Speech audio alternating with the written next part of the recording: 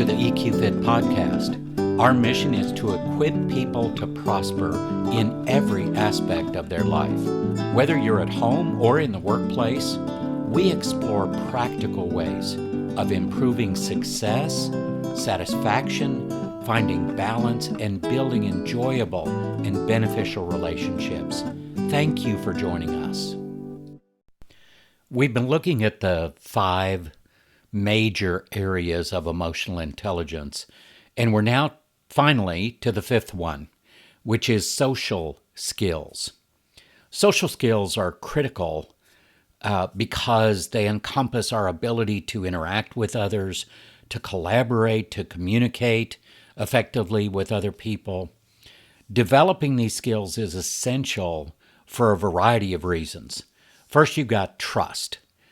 And I can't tell you how important it is to be able to understand how to build trust, not just from a formula, but really from a multidimensional aspect of how you build trust. It's not just what you say, it's what you do, it's the way you follow up, it's the way that you collaborate with others, it's the way that you practice empathy with others. There's so many different dimensions to trust. And trust is a part of having good social skills. So developing that major category of emotional intelligence. And I just got to one, that's trust. Now let's talk about some of these others. Forging deeper connections. To be able to connect well with someone, you've got to have good social skills. And we'll talk about what that means here in a minute. But connection plus trust equals influence.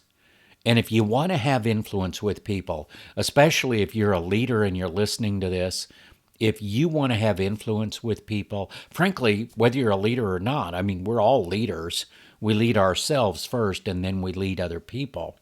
So if you want to have influence, it's going to happen through connection and trust building. Fostering a positive culture. I hesitated for just a minute there because this positive culture is so very important.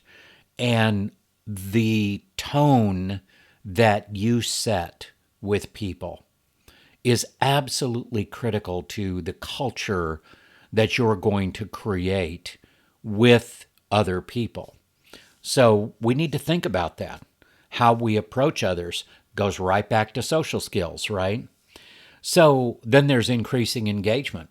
Social skills are one of the best avenues for increasing engagement. And if you've ever looked at a climate survey of an organization or even a team survey, you will understand how important engagement is, because engagement is the individual willingly committing to something versus somebody just telling them they have to do something.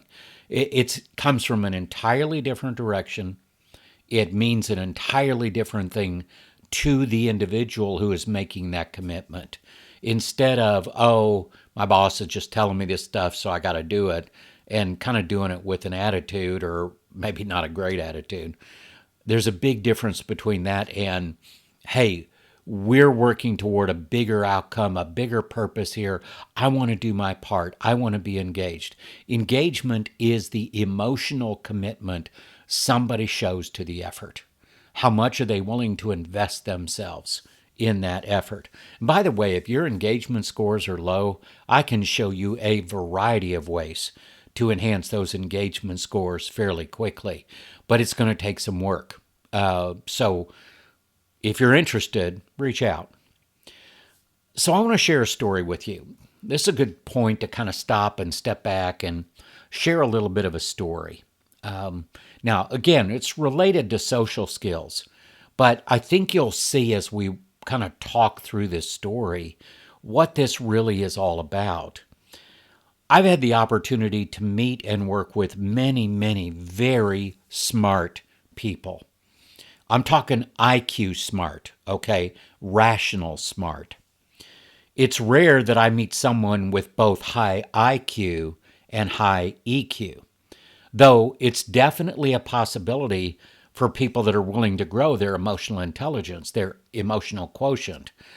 That is one of the easiest things to grow. So I've met a lot of people that are incredibly smart.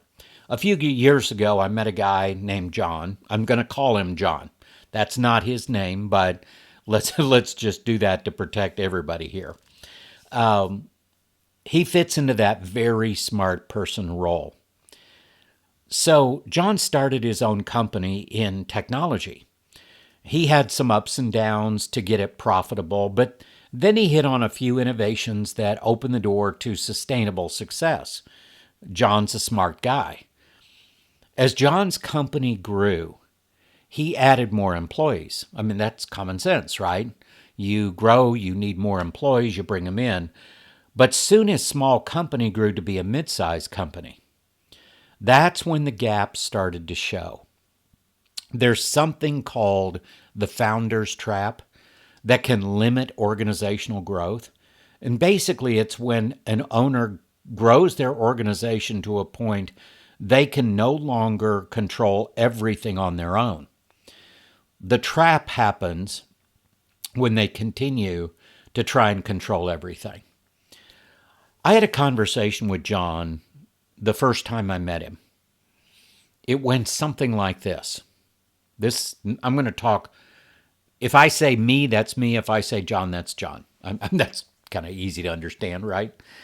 Me. John, what are you experiencing right now that is creating concern for you?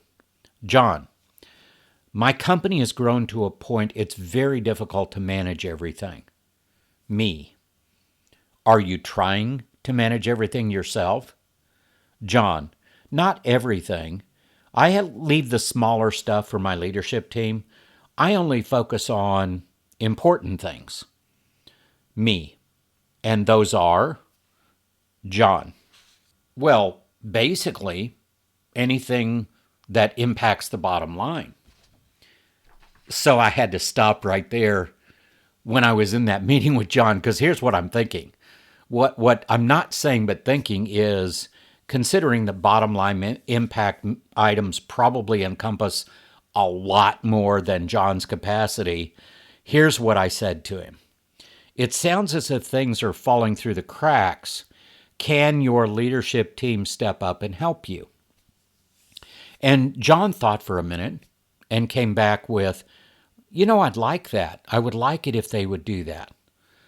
So I asked him, what's standing in the way of that happening? And John came back and said to me, and he was thinking, there was a pause there intentionally because he had to really think about it. He said, well, they don't think like I do. I don't know if I can trust them with bigger things. Okay, so a lot of you listening are going to read into that, as well you should. But it's a very common thing that I see with very smart people, because they do things and they do them very well, and they're very smart about how they do things. But they really struggle sometimes with trusting others to do it as well. So here's what I came back with. What have you done to explore the possibility with them? And this response from John really kind of floored me, because he said, well, I'm waiting for them to come to me. We all kind of know what's going to happen in that situation, right? Or at least it did for John.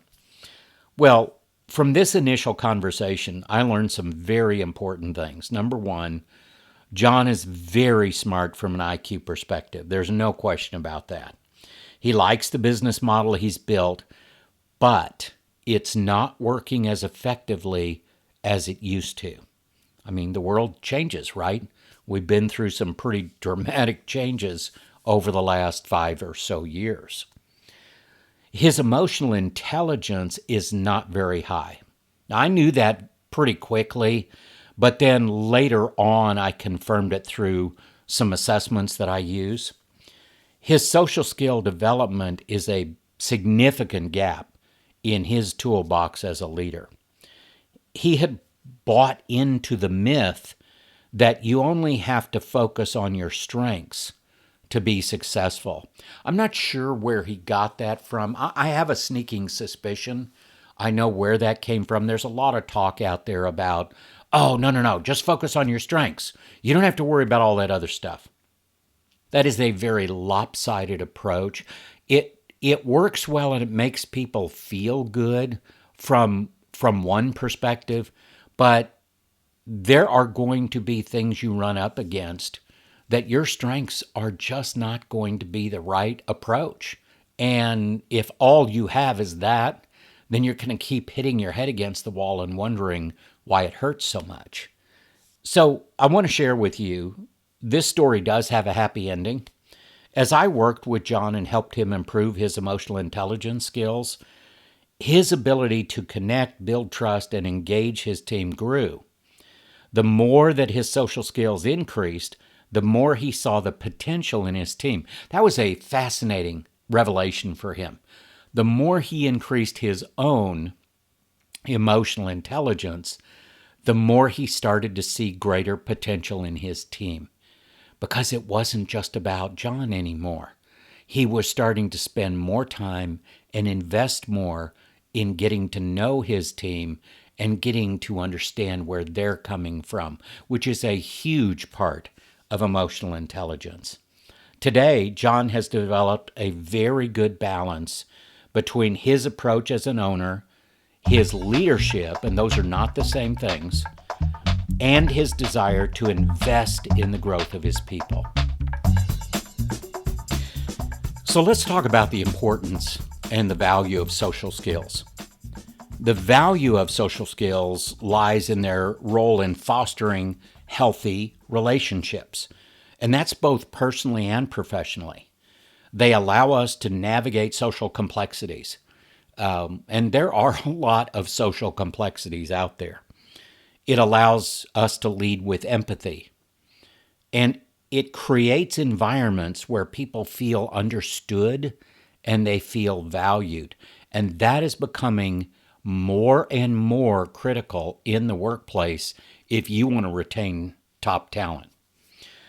Developing social skills involves some very specific things, and I'd like to talk a little bit about those. So we're going to get into more of a how-to here and try to explain some of these different approaches, and then we're going to take an even deeper dive into a few of those that I think will move the needle the fastest and the most. So the first thing that can be done developing social skills is practice what we call active listening. Truly listen to what others are saying without formulating your response while they're speaking. Another way to say that is be fully present for them in the moment, not judgmental, not thinking about other things or how am I going to respond. Second thing you can do, effective communication with people. Share your thoughts clearly and concisely and tailor your message to your audience. I can't stress how important that is. Then there's empathy. Make an effort to understand others' perspectives and their feelings. This is where I see a lot of owners struggle, especially high D on a disc, like personality-wise, really driven individuals, maybe also those very high IQ individuals. They really struggle with the concept of how important emotions are in relationships. I literally had one guy said, I just tell them check their emotions at the door. And I just had to ask him, how's that working for you? It's not. I don't understand. Yeah, okay. 7.5 years later, we're doing better there. Another one to think about is conflict resolution. Develop the ability to address disputes and find mutually beneficial solutions. People think that conflict is a bad thing, and it can be a bad thing. But healthy conflict is a very good thing in organizations and teams. And the key word there is healthy, because it's kind of that iron sharpening iron thing. where people get better because there's healthy conflict, not where they feel judged or put down, but where they feel challenged. So there's a very important concept of challenging others versus putting them down or persecuting them. And then another thing to think about is just collaboration. Working effectively with people, valuing everybody's contribution. Maybe they're not as smart as you, maybe they're not as good as you or as experienced as you, but when you respect and value other people and their contributions, you get the best out of other people. This is what social skills are all about. By improving our social skills, individuals become more adept at managing relationships, leading to increased trust and cooperation. And I think we all want that. This development can lead to a healthier, more engaging workplace culture and better team performance. And I've seen it over and over again. So let's start to break down the elements of social skills. First, let's talk about interpersonal relationships. Building strong bonds by being approachable and available. It's so easy, especially in our virtual world today, to not be as available or as approachable. I mean, we're starting to throw up roadblocks that make availability and approachability even more difficult when we are removed from a standard office setting. So think about that when it comes to interpersonal relationships and open communication, sharing your thoughts and your feelings candidly with others. This fosters intimacy and trust as both parties feel safe to be vulnerable. And I'm not going to go deep into that today. I probably will in the future. But this whole vulnerability thing, this openness and this transparent approach is so very important. But you do it appropriately. You don't share things that are inappropriate. You respect others. If you start sharing things that are inappropriate, that is disrespecting other people. So we have to be thoughtful about things. Then we've talked about this before, active listening. Truly listen when other people speak, rather than just turn to talk. Helps you understand the real person behind the words, and that's a really important phrase. Get past thinking of them as something other than a real person with real needs, real feelings, real thoughts, real perspectives.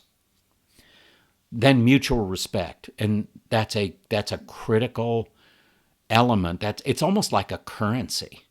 If you have respect building up between people, you have more currency of respect to spend. Respect for each other's opinions, their feelings can go a long way in nurturing deeper relationships. It builds a foundation of trust and understanding. And sometimes shared experiences are a great way to think about enhancing social skills. Create and share new experiences together to strengthen bonds. This could be as simple as trying a new hobby or as grand as traveling to a new place. It could also be looking at somebody's office or what you see of them and finding something that you can connect on. I like to call it common ground. So when I talk to people, I look for things, whether I'm virtual or in person, I look for things that I may have common ground. Do they have a trophy of some kind? I don't have that many of those, but do they have a picture of themselves catching a big fish? Do they have a picture of their golf team? Do they have those are the kinds of common ground things that you can really start to enhance social skills in yourself and connect, collaborate, build trust with others even better. And here's another one. Gratitude and appreciation. Regularly express gratitude. And this is a failing of a lot of people. And a lot of people see it as false praise and I'm not saying make stuff up. I'm not saying, do over the top stuff that isn't really true. But just regularly expressing gratitude to others and appreciation for them goes a lot farther than you think. Now, understand the personality type of the person you're doing it with. Some people would not at all like it if it's in public, if you're doing it in front of other people. They appreciate it privately. Those are the high S, high C individuals. The high D, high I don't mind at all if you do it publicly. So go back to a previous episode to learn about the DISC, the DISC, or the different personalities if you want to know more about that. But think about how you share that with people and how they will receive it. By deepening our interpersonal relationships, we don't only build trust, we connect at deeper levels, which enhances our influence on each other. It fosters better cultures, it increases engagement levels, it empowers leaders to unlock their full leadership potential. And this is where I think a lot of leaders fall short, is they don't think it's important. I have a position, I have authority, so you should do what I tell you to do, and you should follow whatever I say because I have authority. That's not leadership.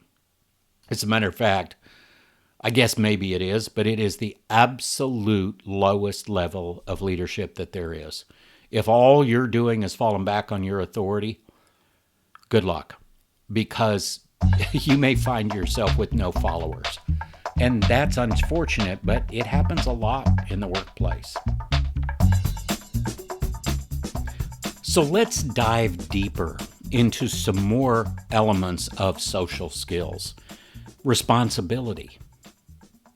Being reliable and dependable in your interactions with other people. So how do we do that? Well, there's self-acknowledgement, recognizing every aspect of our lives is a result of our actions, decisions, and choices. It involves understanding that blaming others or circumstances takes away our power to change our life for the better. Responsibility has some really important elements in it. Self-reflection. Continuously reflecting on our actions, acknowledging our flaws and strengths, being committed to personal growth. It's about striving for betterment even when it's challenging. Action-oriented approach. All part of responsibility here. Taking responsibility involves proactive behavior, setting goals, making plans, and following through. It's not about waiting for things to happen, but making them happen. Learning from mistakes. Embracing the lessons from our failures and mistakes as opportunities for growth. That's responsibility. Balanced responsibility. While it's essential to be responsible for our part, it's equally important to not overextend and take on too much responsibility, which can lead to burnout and resentment. So be thoughtful about responsibility. By going deeper into responsibility, we can experience a more meaningful and empowered life, where we are in control of our destiny and can leave a legacy of lasting kindness and achievement. So let's talk about assertiveness as a part of these elements. Communicating your needs and boundaries respectfully and clearly. I think assertiveness is a really important one here. Self-respect is as well. Being assertive starts with self-respect, valuing your own needs and feelings as much as others. Recognize your self-worth is a really good step to conveying your needs assertively. Clear communication. Assertiveness involves expressing your thoughts and feelings clearly and directly without causing offense or behaving passively or aggressively. Remember, these are all part of social skills. I mean, a lot of people would say, wait a minute, I wouldn't think assertiveness would be a part of social skills. But social skills are a balance as well. It isn't all your fault. It isn't all somebody else's fault. It's not all your responsibility or somebody else's. You don't have to be totally assertive and other people not, or they don't need to be totally assertive. All of this comes in balance, and that's why we call them social skills, to find the right balance. Setting boundaries is really an important one. Knowing and setting healthy boundaries is vital. It involves the ability to say no when it's necessary without, and this is a big one, without feeling guilty for prioritizing your own needs. Honesty and directness. Rather than hinting or expecting others to read your mind, assertiveness means being honest and direct about your desires or your concerns. Handling criticism. Part of assertiveness is the capacity to receive and handle criticism constructively. Hard to say that fast. Viewing it as an opportunity for growth and self-improvement. That's a big one. We need to be able to handle it and handle it well. Developing assertiveness can lead to more authentic relationships, enhanced decision-making, and increased confidence. We all want those things, don't we? By being assertive, you can build trust, you can avoid misunderstanding, you can create an environment where there can be open dialogue, where we actually cultivate open dialogue. It's not just about getting your way, but about finding a common ground where everybody can feel heard and respected. We've heard that before, haven't we? Here's another one to focus on as far as kind of a subset of social skills: persuasion and influence. Guiding conversations and outcomes in a positive direction. Active listening, again, and I won't go over active listening. We've already talked about that. Empathy, we've talked about as well.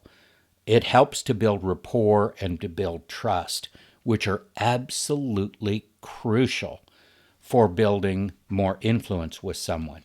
Showing genuine concern for others' feelings and viewpoints can open them up to be more receptive to your ideas. Isn't that interesting how that works? It's that common ground, and it's sharing and respectful. Storytelling. This is an interesting part of persuasion and influence. A compelling story can captivate attention and make your message more memorable. Thereby, it enhances your persuasive impact. There's a principle of persuasion. I'm going to try and pronounce this correctly. I believe it's Cialdini's principle of persuasion. It's widely respected, and the key principles in it are reciprocity, basically making sure that there's equal give and take back and forth. There's commitment and consistency. There's social proof. There's authority. There's liking and scarcity, all of which are fundamentals to persuading others effectively. Now, if you want to go check that out, feel free to. I'll spell that for you. Cialdini. And that's principles of persuasion. I'll let you do that on your own. Here's another part of influence and persuasion, which is the communication techniques that you use. Knowing how to present your ideas clearly and concisely, and then understanding to use logical versus emotional appeals. And there's a balance there between logical and emotional appeals. That's a part of effective persuasive communication. There's actually multiple ways to use logic and or emotions to influence others. We try to keep it on the light side, not the dark side. There is a previous episode on hot cognition that is definitely leveraging emotions for influencing other people, and especially for salespeople. So if you're interested in that, check that out. Go find the hot cognition episode and check that out. And I think you'll find it makes a lot of sense. And I think it'll resonate with you when you listen to it. when we build a foundation with others. So when we think about persuasion and influence, building a foundation is important. To go deeper in influence and persuasion, you have to focus on credibility, consistency, and the quality of the relationship built with other people. It's not just about what you communicate, but how you live out the values that you advocate for. Mastering persuasion and influence involves understanding a little bit of human psychology, practicing clear and impactful communication, and then building genuine connections with other people. It's a complex skill set that, when you develop it, can lead to more meaningful engagements and, frankly, the ability to guide outcomes in various aspects of your life. So these skills are integral for leaders who aim to inspire their teams, for individuals who want to live a more successful and satisfied life. It also drives organizational success and basically achieve high levels of performance and satisfaction. These are really important skills. By investing in the development of social skills, everyone can enhance their competence in all aspects of interaction with other people. This investment pays dividends in the form of stronger teams, more effective leadership, and a more robust, dynamic organization. And bottom line, it will help you as an individual become more successful, more focused, and have a lot more satisfaction in your life. Thank you for joining us for this episode. If you have any questions about this week's episode, or maybe a suggestion for future episodes you'd like us to explore, please contact us through our website at eqfit.org. For more information and inspiration, connect with us on LinkedIn, Facebook, and YouTube at EQFit.